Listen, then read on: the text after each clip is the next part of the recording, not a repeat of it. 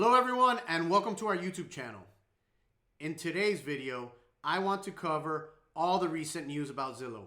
You have realtors everywhere celebrating Zillow's defeat. You have a lot of people wondering if the market's going to crash.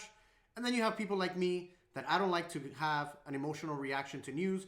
I want to understand the data, study it, and then come to a conclusion. And in today's video, I'm going to give you what the conclusion is, whether or not there's going to be a housing market crash, and what all of this news about Zillow really means.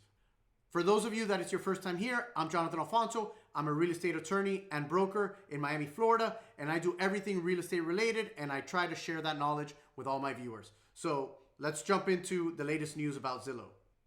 Now, the news coming out about Zillow is that Zillow is going to now sell approximately 7,000 homes at a loss, having paid approximately $2.8 billion for these homes. Estimates are ranging anywhere from $300 to $500 million loss that Zillow is going to have, and that Zillow is going to have to lay off 25% of its workforce.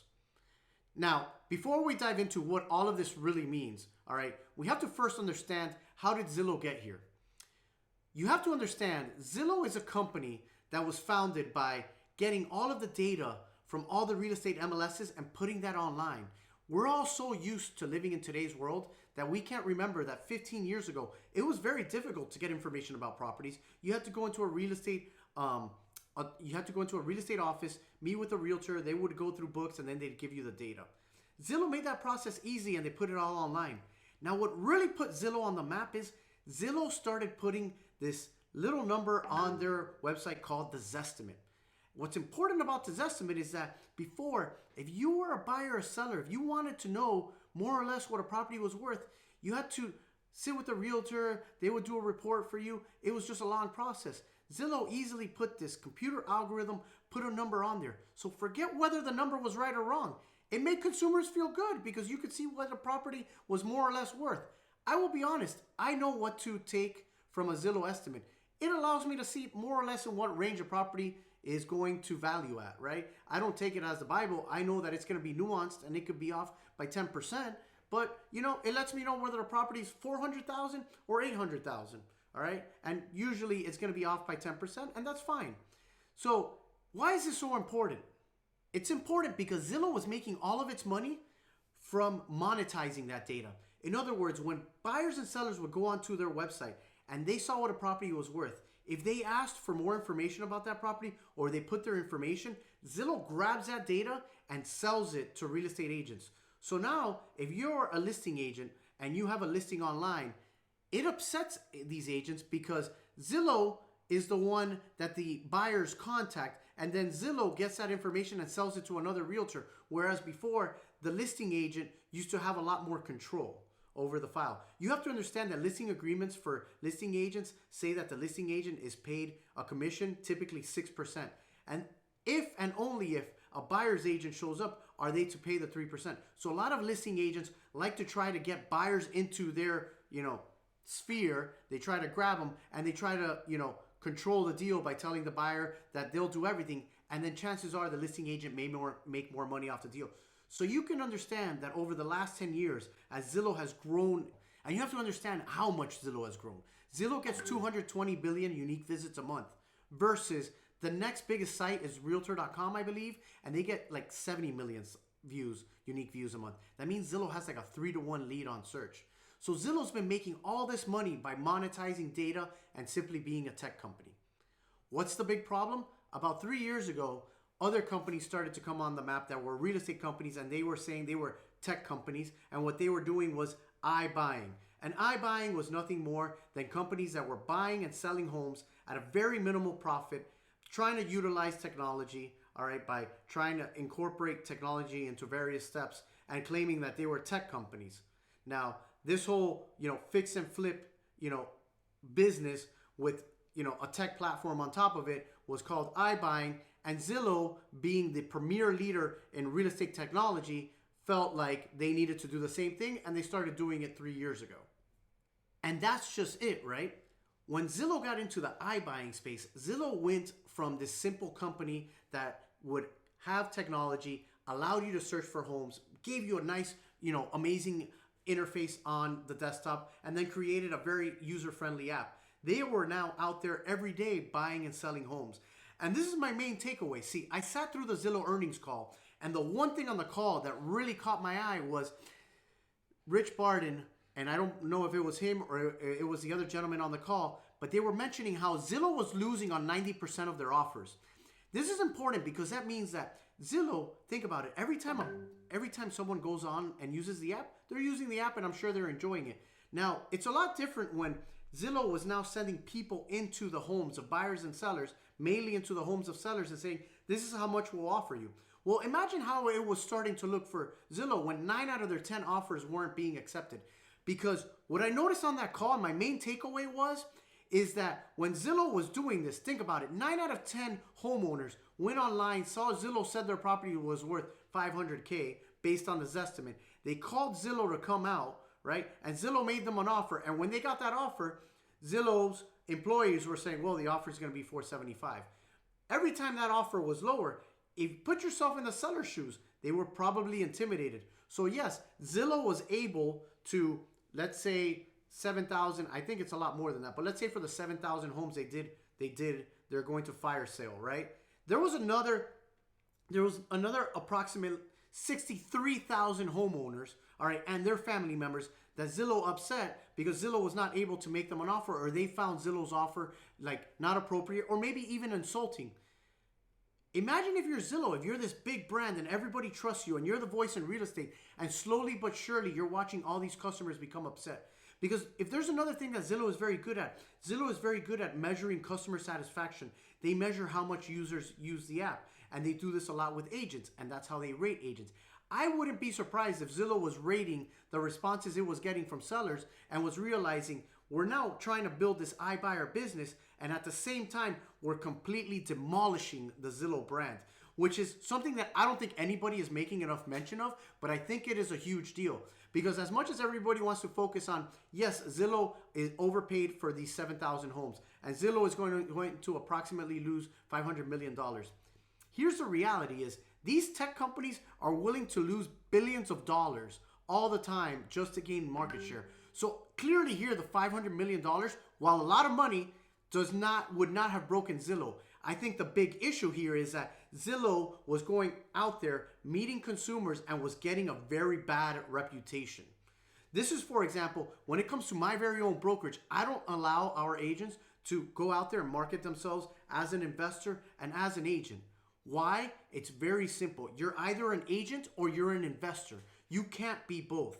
If you're going into someone's home and you're telling them their home is worth $500K, imagine how bad it looks when that homeowner says, whoa, but you're also an investor. You know, buy my home for $500K, and you're like, no, I'd only give you $350K.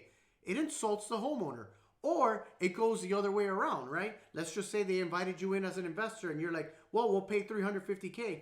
And then the homeowner says, no, I'd rather list it. And you're like, well, I can get you $500K on the open market. But you're going to have a very difficult time as an agent building rapport with the seller when you initially came in with a low offer. And now you're saying, well, I can get you more. Because that seller is always going to wonder, does this person have my best interest at heart? Or are they just going to list it for a little bit and then claim I have no interest and then try to buy it again? It's very hard to build that rapport. You either are all in and you represent your client and you try to get them top dollar, or you're not.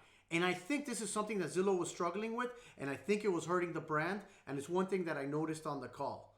Which leads me to my next conclusion, right? The next thing I picked up on the call was that Zillow was having a lot of issues whereby they were trying to tweak their algorithm. So I think what started to happen was Zillow was having a hard time winning on offers. They were upsetting sellers, and then people on the algorithm team or the people on the offers team that were making the offers started including what is known as HPA, housing price appreciation.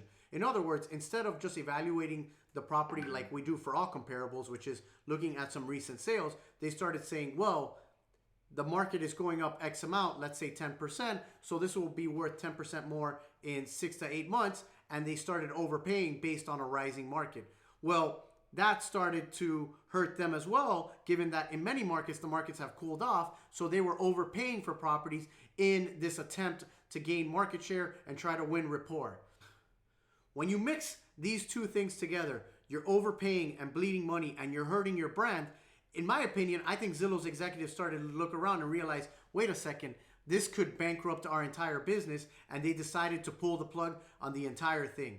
One little caveat, and this is another one of my, thoughts on what I think is happening here. I also think the fact that we are in an environment where a lot of people are suspecting major tax changes could happen next year. In fact, even in the past couple of days, Elon Musk has been tweeting about, what he should do with his unrealized gains and the fact that, the tax code may change. I think that Zillow has the loss, knows what the numbers are right now, and decided, we're going to pull the plug on the whole thing.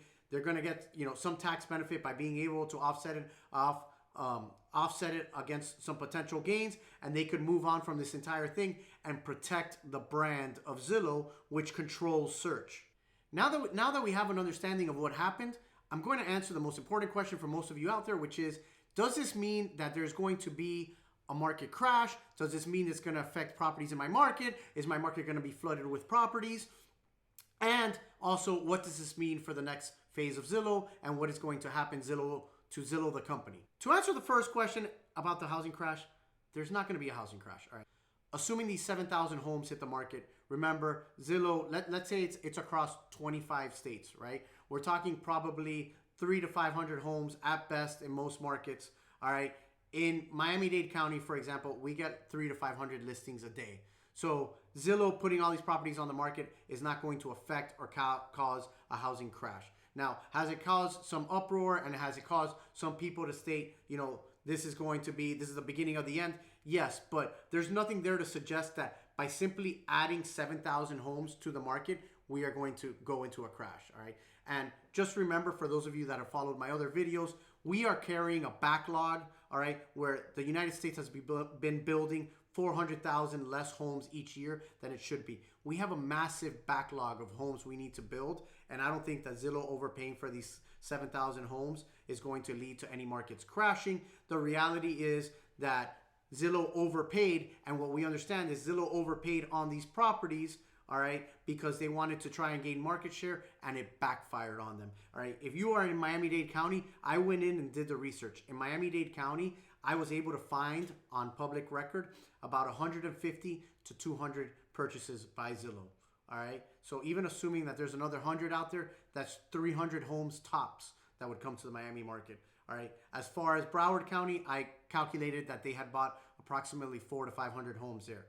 all right? Which, same thing, I don't see how that affects our market. Granted, it's going to release a little bit of inventory. It's nothing earth-shattering. At the end of the day, most of these properties, especially if you're in our Miami market, are going to be the average purchase price that I found in Miami-Dade County. Granted, these are by my calculations, was approximately $362,000. That price point is on fire in Miami-Dade County, and I have no doubt that they will quickly be absorbed if an institutional buyer does not buy them. And the second question that this begs is, what happens to Zillow now, right? Now, here's the thing is, you have all these realtors, that are out there that they're rejoicing like, oh, Zillow lost, and oh, look at Zillow, and Zillow sucks, and Zillow gets what it deserves, and all of that. And I will tell you, I listened to the earnings call. I heard the vibe. I will say, if you follow my social media, I even held Zillow stock. I have always thought that what Zillow is doing as far as a technology company, hate it or love it, they've done a great job at that. And I own Zillow stock. I actually sold it all I didn't sell it all. I sold almost like 80% of it during the call. And this is why, to answer the question of what happens to Zillow. It seemed like their executives were pretty lost. It seems like they were really lost as far as like what happens next to Zillow.